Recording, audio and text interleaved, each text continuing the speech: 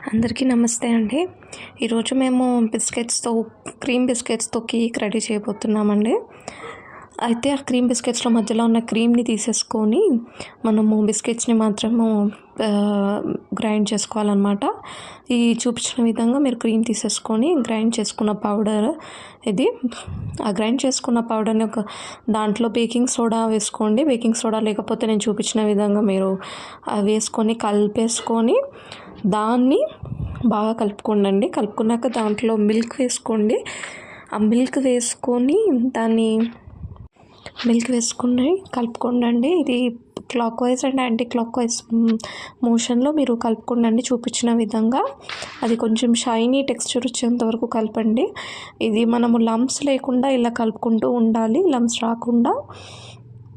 And మనం ఇది ఎంత కలిపితే అంత బాగుంటుంది. అలా అని మరీ ఎక్కువగా కలపకండి, మరీ రఫ్గా కలిపితే కూడా కేక్ పాడే ఛాన్సెస్ ఉంటాయి. ఇప్పుడు దీంట్లో కొంచెం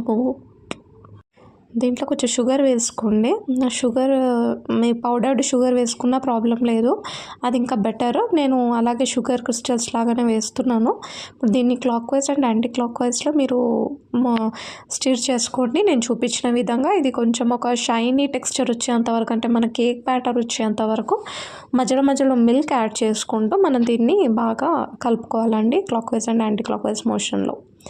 చూపించిన విధంగా మీరు అప్పుడప్పుడు మధ్యలో పాలు యాడ్ చేసుకుంటూ ఉండండి. స్టిర్ చేయడం మాత్రం ఆపొద్దండి. కొంచెం ర్యాపిడ్గా కాకుండా స్మూత్గా స్టిర్ చేసుకుంటూ ఉండండి.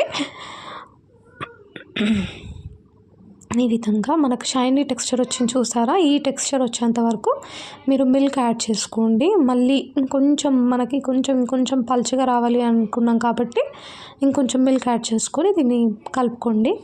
ఇప్పుడు ఈ కలుపుకున్న మిశ్రమానికి మనం ఒక కంటైనర్లో వేసుకోవాలి కాబట్టి నేను ఇక్కడ స్టీల్ కంటైనర్ని వాడుతున్నాను. దానికి ఆయిల్ అప్లై చేస్తున్నాను. యాక్చువల్గా మనం బటర్ అప్లై చేసుకోవాలి, బట్ నేను బటర్ పేపర్ లేకుండా బటర్ అప్లై చేయకుండా ఆయిల్ అప్లై చేస్తూ ఎలా ఉంటుందో అని చెప్పేసి నేను ట్రై చేద్దామని ఇలా చేస్తున్నాను. తట్టు మనం స్టీల్ బౌల్లోనే వేస్తున్నాము. దానికి గోధుమ పిండి వేసుకోండి. మైదా పిండి మంచిది కాదు కాబట్టి గోధుమ పిండి వేసుకొని మనము డస్టింగ్ చేసుకోండి. కొంచెము అది అంతటా అప్లై అయ్యేలాగా మీరు దాన్ని స్ప్రెడ్ చేసుకోండి. కొంచెం టాస్ చేయండి దీన్ని కంటైనర్ని. అలా అప్లై చేసుకోండి. కొంచెం ఎక్కువే వేసుకోండి గోధుమ పిండి, ఎందుకంటే మనకి స్టిక్ అవుతుంది. ఇప్పుడు దాంట్లో ఈ బ్యాటర్ వేసుకొని మనకి మధ్యలో ఎయిర్ గ్యాప్స్ రాకుండా దాన్ని కొంచెం ట్యాప్ చేయండి, కింద అలాగా ట్యాప్ చేయండి. ఇప్పుడు మనకి ఓవెన్ లేదు కాబట్టి మనం ఒక బాండి తీసుకొని దాంట్లో ఈ స్టాండ్ లాగా ఉంటుంది కదా, ఆ స్టాండ్ పెట్టేసుకోవాలండి. ముందుగా మనం ప్రీహీట్ చేసుకోవాలి.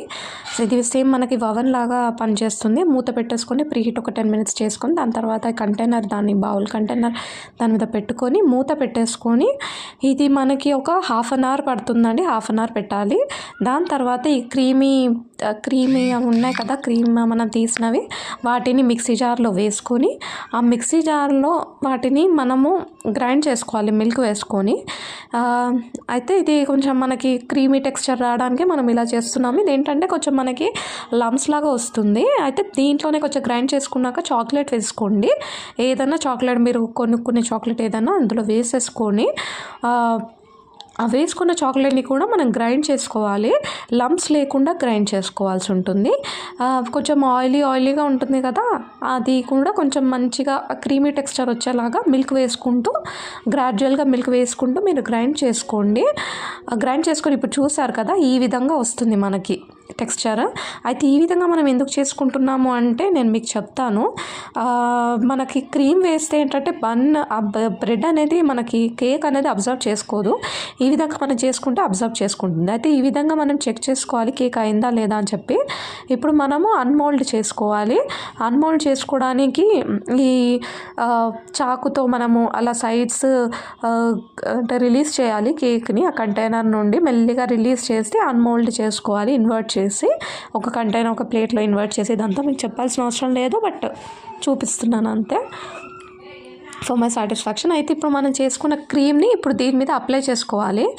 అయితే ఇలా ఎందుకు, ఇది చూడడానికి బాగా లేదు అని అనుకుంటారు మీరు, బట్ ఇది ఎంత బాగా వచ్చింది అంటే మనకి ఫైనల్ ప్రోడక్ట్ అసలు బాగా అబ్జర్వ్ చేసుకుందండి. మనకు షుగర్ వాటర్ లేకుండా ఈ కేక్ చేసేసరికి మనకు బాగా అబ్జర్వ్ చేసుకొని ఆ కేక్ లోపల మొత్తానికి ఆ చాక్లెట్ వెళ్ళి ట్రఫుల్ పేస్ట్రీ లాగా అయ్యిందండి. దానిపైన మనం జెమ్స్తో అలాగే మన క్రీమ్ అవి ఉన్నాయి కదా, వాటిని డెకరేషన్ చేశాను. ఆ చిన్న చిన్న పూసల్లాగా కూడా ఆ క్రీమ్ని అలా చేసి చూపించాను. చూసారా ఎంత స్పాంజ్ లాగా మనకి కేక్ వచ్చిందో. చాలా అంటే చాలా బాగుందండి. బౌన్సీగా ఉంది కేక్ మాత్రం. Thanks for watching. Like, share, subscribe my channel.